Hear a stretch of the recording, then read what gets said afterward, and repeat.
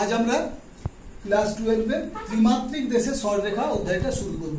তো অধ্যায় শুরু করার আগে জানতে হবে আমাদের সরল রেখা কাকে বলে।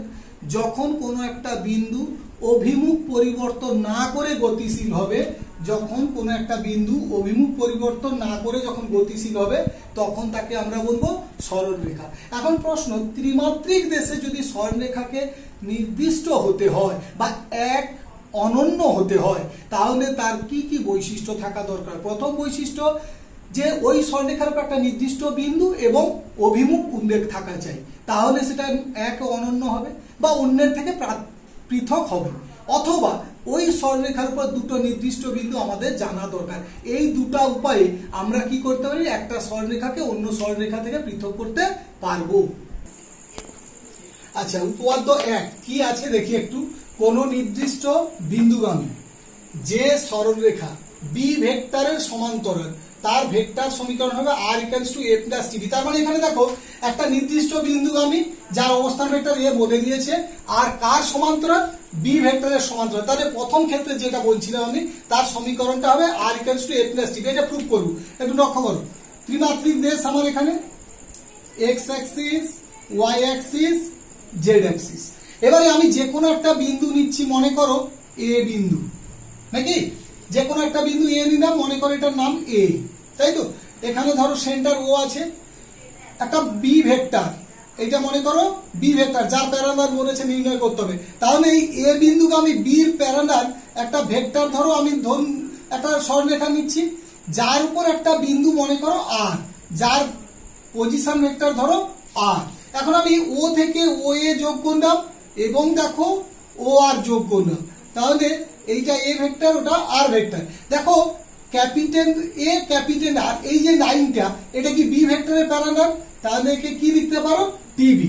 So A capital R, that is আমরা যেটা বলছি, দেখো আমি একটু দূরে লিখছি, দেখো TB = capital A R is equals to, vector formula কি বলছি দেখো, ত্রিভুজ সূত্র অনুসারে, তাহলে কি হবে, O R minus O A, O R minus O A. That means O R মানে কত, আর ভেক্টর, ও এ মানে কত, A vector. This implies that R vector = a + t * b vector, অর্থাৎ টিটা যেখানে প্যারামিটার একটা, তাহলে কোনো একটা বিন্দু নির্দিষ্ট দেওয়া থাকবে আর কোনো একটা ভেক্টরের প্যারালাল দেওয়া থাকবে, তাহলে আমরা যে প্যারামেট্রিক আকারে সরলরেখা সমীকরণ পাবো r = a + tb। দ্বিতীয় শর্তে এসো, এটা হচ্ছে কার্টেসীয় আকার।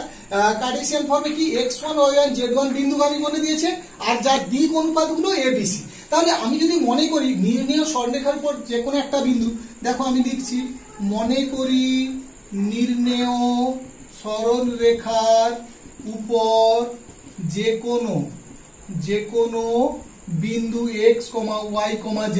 তাহলে দেখো নির্ণেয় সরলরেখার উপর যদি একটা বিন্দু x, y, z হয়, তাহলে x - x1 = কি হবে, ta, আর y - y1 = কি হবে, tb, z - z1 = কত হবে, tc। কারণ প্যারামেট্রিক ফর্মে দেখো এখানে তোমার দিক অনুপাত গুলো কি, এই ব্র্যাকেটটা ইউজ হবে না, দিক অনুপাতে এবিসি হবে। দেখো তো এবিসি যদি হয় তাহলে তার সমানুপাতিক হবে। তো এখান থেকে দেখো টি কে অপনয়ন করলে কি পাবে, x - x1 / a, y - y1 / b, z - z1 / কত হবে, c। এটাই হবে তোমার কি না প্যারামেট্রিক ফর্ম, কার্টেসীয় আকারে সরলরেখা সমীকরণ, যেখানে একটা বিন্দু দেওয়া থাকবে এবং তার দিক অনুপাত দেওয়া থাকবে। তবে একটা কথা মনে রাখবে যে কখনো দিক অনুপাত বা দিক কোসাইনের ব্র্যাকেট ইউজ হবে না, দিক অনুপাত বা দিক কোসাইন তিনটে নাম্বার শুধুমাত্র হবে। আচ্ছা, উপপাদ্য 3, দুটি নির্দিষ্ট বিন্দুগামী সরলরেখার ভেক্টর সমীকরণ। দেখো দুটো নির্দিষ্ট বিন্দু একটা সরলরেখা, সেকেন্ড কেসটা বলেছিলাম। এখানে দেখো দুটো নির্দিষ্ট বিন্দু a আর b দিয়েছে। আমরা সেই একই ত্রিমাত্রিক দেশটা যদি ড্র করি, x Axis, y Axis, z Axis, তাই তো। অরিজিন ধরো মূল বিন্দু নিলাম o, এখানে একটা দেখো a ভেক্টর, আর এখানে একটা মনে করো b ভেক্টর, তাই তো। আমি যদি দুটো বিন্দুকে a, এটাকে ধরো নাম দিয়ে দিলাম b, তাহলে আমাকে এই সরলরেখাটার সমীকরণ বের করতে হবে। এই যে নির্ণেয় সরলরেখা, এর উপর যে কোনো একটা বিন্দু মনে করো আমি r নিলাম, যার পজিশন ভেক্টর কি r। এবার একটা জিনিস লক্ষ্য করো, ও এ যোগ করো এবং ও আর যোগ করো, তাই তো। এবার দেখো এই যে এ আর ভেক্টরটা, এটা কার সমান্তরাল, দেখো এর পজিশন ভেক্টর কি আছে, ও আর এর ক্ষেত্রে যদি আমি মনে করি এ আর কি পাবে না T into B minus A, এই ভেক্টরের প্যারামিটার। এবারে ও আর ইকুয়ালস টু মানে R vector that is O R equals to কি পাবে না এক্ষেত্রে তুমি আচ্ছা যদি আমি এখানেই লিখে নিই তাহলে এ আর ইকুয়ালস টু কি পাবো না ও R minus O A, O R কে না আর ভেক্টর, ও এ কে A vector. This implies that R vector equals to তাহলে কি পাচ্ছ A plus T into B minus এ।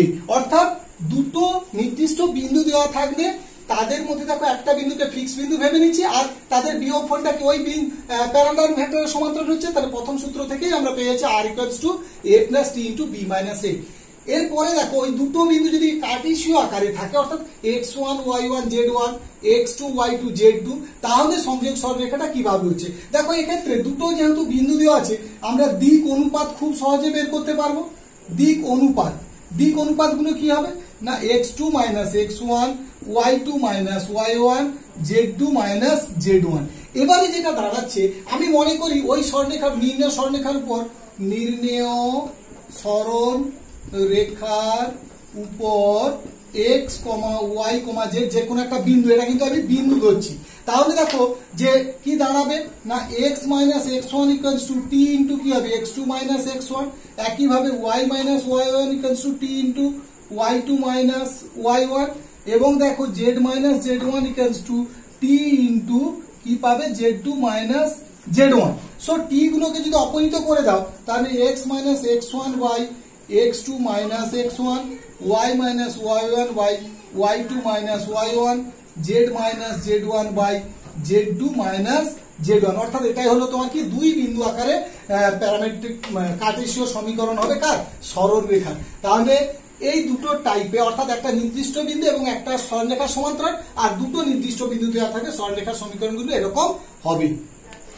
আচ্ছা এখন তিনটে বিন্দু মনে করো x1 y1 z1 x2 y2 z2 x3 y3 z3 সমরেখা হবে এরকম কোন শর্ত আছে কিনা। দেখো তিনটে বিন্দু যদি একই সরলরেখায় থাকে আমি মনে করি a b c তাহলে দেখো এই a b যা ডিআরএস হবে b c ডিআরএস তাই হবে, তার মানে কি তারা সমানুপাতিক যদি হয় তার মানে কি হলো তারা সমান্তরাল। আবার যেহেতু বি বিন্দুটা এ বি আর বিসি দুজনে আছে তাহলে তারা কি হবে একই সরলরেখা থাকবে। এখন প্রশ্ন হচ্ছে বিন্দু স্থানাঙ্ক কি x1 y1 z1, এর স্থানাঙ্ক কত পেয়েছো x2 y2 z2, এর কত x3 y3 z3।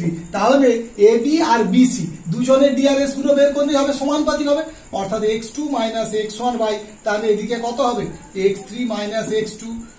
এবারে দেখো এর ক্ষেত্রে কত হবে না y2 minus y1 by y3 minus কত y2, এটা হবে তাহলে z2 minus z1 by z3 minus z2। অর্থাৎ তিনটে বিন্দু সমরেখা হবে যদি এইটা সমান হয়। আচ্ছা দেখো অতি সংক্ষিপ্ত প্রশ্নটা 4 এর প্রথম অঙ্ক কি আছে x অক্ষের কার্তেসীয় ভেক্টর সমীকরণ লেখো। আচ্ছা যখন কার্তেসীয় সমীকরণ বলেছে তাহলে এটা কোন বিন্দু আমি আগে ভেবে নিই, তাহলে আমি x অক্ষের উপর যে কোনো একটা কি নেব বিন্দু নেব তাই তো, এবং আর কি নেব না তার বা তার সমান্তরাল যে কোনো সরলরেখার ডিআরএস নেব। এখানে x অক্ষ বলেছে তাহলে x অক্ষের উপর যে কোনো একটা বিন্দু আমি কি পাবো x1 0 0 তাই তো, এবং এর ডিআরএস গুলো কি হবে যে কোনো আমি একটা বিন্দু নিয়েছি। আচ্ছা ডিআরএস গুলো কি হবে অর্থাৎ দিক অনুপাত গুলো না 1 0 0 তাই তো, তাহলে তার সমীকরণ কি হবে না সমীকরণটা হবে x minus x1 by 1 y minus 0 by 0 z minus 0 by কি হবে 0। এটা হলো কি না কার্তেসীয় সমীকরণ। এবারে এটাকে যখন ভেক্টরে কনভার্ট করব তাহলে কি হবে না ভেক্টরে দেখো সবসময় মাথায় রাখবে এইগুলো হচ্ছে বিন্দু আর এগুলো হচ্ছে দিক অনুপাত। তাহলে আগে বসবে আর ইকুয়ালস টু যে বিন্দু আমি অর্থাৎ x1 i, বাকিগুলো নেই লিখলাম না। এবারে দেখো টি একটা প্যারামিটার আমি দিতে বলেছি ইনটু শুধুমাত্র কি আছে আই প্লাস আর কিছু নেই, তাহলে আর লেখারও দরকার নেই। তাহলে তোমার এটাই হলো কি এক্স অক্ষের ভেক্টর সমীকরণ। পরের প্রশ্ন এসো কার্তেশীয় সমীকরণ এইটা, মানে কোন একটা সরলরেখার কার্তেশীয় সমীকরণ এটা হবে ওই সরলরেখার সমান্তরাল সরলরেখার দিক অনুপাত সম। আগে আমি একে স্ট্যান্ডার্ড ফর্মে সাজিয়ে নিই। লক্ষ্য করো স্ট্যান্ডার্ড ফর্মে এখানে এক্স এর সঙ্গে 2 আছে, 2টা থাকা চলবে না, কারণ আমরা জানি এক্স ওয়াই জেড আকারে থাকতে হবে। তাহলে একে কি করবে, 2 দিয়ে ভাগ করো। তাহলে এক্স মাইনাস 5/2, শুধু তো উপরে ভাগ করলে হবে না, নিচটাকেও ভাগ করতে হবে। তাহলে নিচে এলো কত, 3/2। আবার দেখো এটাতে ওয়াই নেগেটিভ, নেগেটিভ সাইন থাকা চলবে না, পজিটিভ, তার -3 দিয়ে ভাগ করো, দেখবে কত হবে না, এটা 2 হয়ে যাচ্ছে। আর এটা কত, -2/3, অর্থাৎ কত দিয়ে ভাগ করলাম, -3 দিয়ে ভাগ করলাম। পরেরটার দিকে যাও, তাহলে কি হবে না, জেড প্লাস, এখানে আছে তো প্লাস থাক, আমার এখানে শুধুমাত্র এর দরকার 6, কারণ জেড যেহেতু জেড আকারেই আছে। তাহলে আমার এখানে কি দাঁড়ালো, ওই সরলরেখার কি দিক অনুপাতগুলো, তাহলে সমান্তরাল সরলরেখার দিক অনুপাত সমূহ, তাহলে কি আসবে দেখো, 3/2 -2/3 কত, 6, তাই তো। তাহলে এখানে দেখো আমাকে অনুপাতটাকে যদি স্মরণ করতে হয়, দেখো 3 আর 2 লসাগু 6, 6 দিয়ে গুণ করো, তাহলে 9:-4 কত হবে, 36। তাহলে এটাই হবে তোমার ওই সমান্তরাল সরলরেখার গুলো দিক অনুপাত সমূহ। পরের অঙ্কে এসো, কার্তেশীয় সমীকরণ 6x - 2 3y + 1 2z - 4 হলে দিক কোসাইন। তাহলে একে আগে স্ট্যান্ডার্ড ফর্মে সাজিয়ে নি। দেখো একটু আগে বললাম x কে একা তৈরি করব, তার মানে কত হলো 2/6, বাই কত হবে 1/6। এটাকে যদি সাজাই অর্থাৎ y + 1/3 বাই কত হবে 1/3। এটাকেও সাজানো, দেখো z - 2 বাই কত 1/2। তাহলে দিক অনুপাত গুলো লিখছি, দেখো দিক অনুপাত কি কি আসবে, 1/6 = 1/3 = 1/2, বা একে যদি 6 দ্বারা গুণ করি 1 কেন কমা করো সব, 1 ইন্টু তোমার আসছে কত 2,3। এখানেও = করা যাবে না, এগুলো সব কমা হতো, তো এবার দেখো তাহলে 1, 2, 3 এগুলো দিক অনুপাত, কিন্তু আমার দরকার কি দিক কোসাইন, তাই তো। দেখো এর আগের অধ্যায়ে আমরা আলোচনা করেছি যে দিক অনুপাত থেকে দিক কোসাইনে যেতে গেলে যে নাম্বারগুলো আছে তাদের বর্গের সমষ্টির বর্গমূল দিয়ে ভাগ করব। তাহলে 1/√1² + 2² + কত 3², কমা 2/√1² + 2² + কত 3², 3/√1² + 2² + কত 3²। This implies that, তাহলে 1/3 × 9 = 13 × 14, তাহলে 1/√14, 2/√14, 3/√14। এবারে দেখো এই যে রুট যখন করছি আমি প্লাস মাইনাস চিহ্ন নিতে পারি। তোমাদের আগের এতেও বলেছি অধ্যায়ে যে যখন প্লাস নেবে সব প্লাস গুলো নেবে, যখন মাইনাস নেবে সব মাইনাস গুলো নেবে, দুটোই আমাদের এখানে মান হতে পারে। পরেরটা দেখো কি আছে, এই যে সরলরেখা একটা কার্টেসীয় ফর্ম দিয়েছে তার ভেক্টর সমীকরণ, যেমন এক্স অ্যাক্সিসের ক্ষেত্রে করেছি ভেক্টর সমীকরণ r = কি লিখবো, ওপরে যে বিন্দুগুলো আছে সেগুলো প্রথমের বিন্দু, তাহলে দেখো 5 -5 আছে, দ্যাট ইজ 5i, তাই তো। এরপর দেখো y এর সঙ্গে +4 আছে, তার মানে ওটা আসলে কি মান -4j হবে। z -6 আছে, তাহলে ওটা +6k হলো, তাই তো। উপরে যেগুলো আছে সেগুলো বিন্দুগামী, +t ইন্টু নিচে যেগুলো আছে সেটা প্যারালাল, অর্থাৎ 3i + 7j + কত 2k।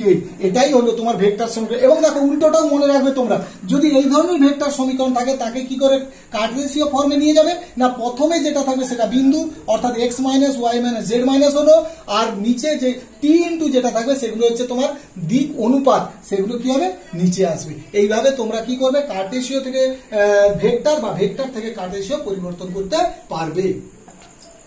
5 দাগে কোন সরলরেখার কার্টেসীয় সমীকরণ 3x + 1 6y - 2 1 - z, সরলরেখাটি যে নির্দিষ্ট বিন্দুগামী তা নির্ণয় করতে হবে, প্রতিসম আকারে লিখতে হবে, ভেক্টর আকারে প্রকাশ করতে হবে, তাই তো। তাহলে আমি সরলরেখার সমীকরণটা তুলি, 3x + 1 = 6y - 2 = 1 - z।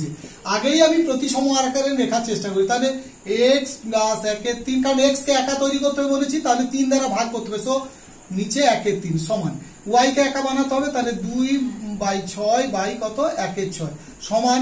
দেখো আমরা বলেছি z রিয়েল, তোমার এখানে কি জেডটা ভেরিয়েবল, তাকে পজিটিভ থাকতে হবে, তাহলে -1 দিয়ে ভাগ করে দেবে।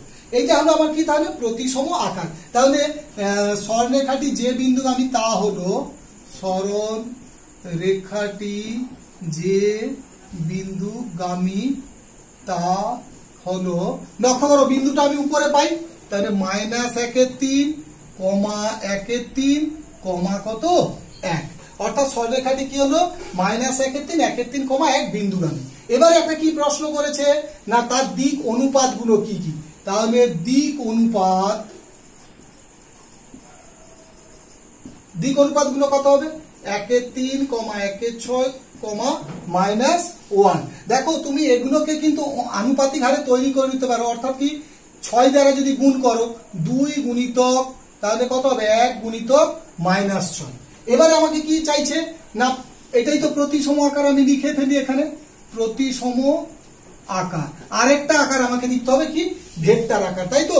বা তুমি যদি বলো যে আরেকবার লিখতে হবে, কারণ এখানে কি আছে প্রতিসম আকারে তোমার দিক অনুপাত গুলো আনুপাতিক হারে নেই। তাহলে আমি আবার যদি নতুন করে লিখি প্রতিসম আকার কি হবে না x মাইনাস কোন বিন্দু আমি 1/3, তার মানে ওটা কি হবে x প্লাস 1/3 বাই কত 2, y মাইনাস 1/3 বাই কত 1, z মাইনাস 1 বাই কত আসছে তোমার এখানে না -6। এবারে ভেক্টর আকার, ভেক্টর ফর্ম বা আকার কি আসছে না r ইকুয়ালস টু ভেক্টর চিহ্ন দেবে, তাহলে -1/3 i plus 1/3 j plus k is equal plus t into নিচে কি আছে 2y plus j minus 6k। অর্থাৎ আমাদের যে ভেক্টর ফর্মটা হলো তাহলে যে বিন্দুগামী সেটা প্লাস t ইন্টু দিক অনুপাত যে অনুপাতে ছিল সেটা, ঠিক আছে? আচ্ছা 10 দাগের প্রবলেমটা দেখো, x plus 2/3, y plus 1/2, z minus 3/2 সরলরেখার উপরিস্থ যে বিন্দুগুলি p 1,3,3 বিন্দু থেকে 5 একক দূরে অবস্থিত। তার মানে এই যে সরলরেখাটা, এই সরলরেখার উপর একটা বিন্দু বের করতে হবে, যে বিন্দুটার থেকে এই বিন্দুর দূরত্ব কত 5 একক। তাহলে এই সরলরেখার উপর যে কোনো বিন্দু পেতে গেলে ইকুয়ালস টু t ধরো, ধরলে বিন্দুগুলো দেখো 3t minus 2, 2t minus 1, 2t plus 3, একটা বিন্দু পেয়ে গেছি। এই বিন্দুটা থেকে 1, 3, 3 দূরত্বের সূত্র আমরা জানি, রুট ওভার যে সূত্রটা হয় x2 minus x1 square plus y2 minus y1 square plus z2 minus z1 এর হোল স্কয়ার ইকুয়ালস টু কত দূরত্ব 5। সিম্পলিফাই করো, t দুটো মান পাচ্ছ, একটা 0 একটা 2, তাহলে একবার 0 পুট করো একবার 2 পুট করো, তাহলে কটা সমাধান পাবে? দুটো সমাধান পাবে। দেখবে অল্টারনেটিভ প্রায় এই অঙ্কটা বা এর দেখবে এক্সাম্পল এই অধ্যায়ে একটা এই টাইপের একটা অঙ্ক আছে, সেটা পরীক্ষা পড়ে। আচ্ছা 11 দাগের অঙ্কটা দেখো, যদি p dot Q mod Q হয় তবে দেখাও যে পি কিউ বিন্দুর সংযোজক সরলরেখা কি আছে না যেখানে পি কিউ পরিচয় দেওয়া আছে মূল বিন্দুগামী হবে। অর্থাৎ পি ও কিউ তিনটে বিন্দু, পি একটা বিন্দু, মূল বিন্দু ও আর কিউ, সমরেখাটা প্রুফ করতে হবে। তাহলে পি কিউ পরিচয় দিয়ে দিয়েছে পি ডট কিউ সমান mod Q, P dot Q তাহলে i dot i, j dot j, k dot k সব এক হবে, হয়েছে। বাকিগুলো মডের সূত্র অনুযায়ী এসছে। এরপর দেখো জাস্ট তোমরা কি করবে হোল স্কয়ার করে দাও, হোল স্কয়ার করে গুণ করো, করলে দেখবে এই ব্লু কালার গুলো দেখবে কেটে যাচ্ছে দুদিক থেকে। তাহলে দেখো এদিকে 6টা টার্ম স্কয়ার টার্ম থাকছে, এদিকে 3টা 2ab যুক্ত টার্ম থাকছে। দেখো সবাইকে একদিকে আনো, দেখবে 3টে রাশির বর্গের সমষ্টি হবে, তাই তো? প্রতিটা রাশিকে তোমরা 0 করে দাও, করার পর দেখবে a by B, B by C আকারে চলে আসছে। এবার এইটাকে একটু সাজাতে হবে কিরকম, উপরের পয়েন্টগুলোতে p1 minus 0, p2 minus 0, p3 minus 0, আর নিচের পয়েন্টগুলোতে 0 minus q1, 0 minus q2, 0 minus q3। তার মানে এটা দেখাচ্ছে যে পি বিন্দু আর মূল বিন্দু, অর্থাৎ আমি যদি এরকম 3টে বিন্দু লিখি পি ও কিউ, তাহলে এই দুটোর যে ডিআরএস আর এই দুটোর ডিআরএস সমানুপাতিক হয়ে গেছে। তার মানে পি কিউ বিন্দুর সংযোজক সরলরেখা মূল বিন্দু গামী।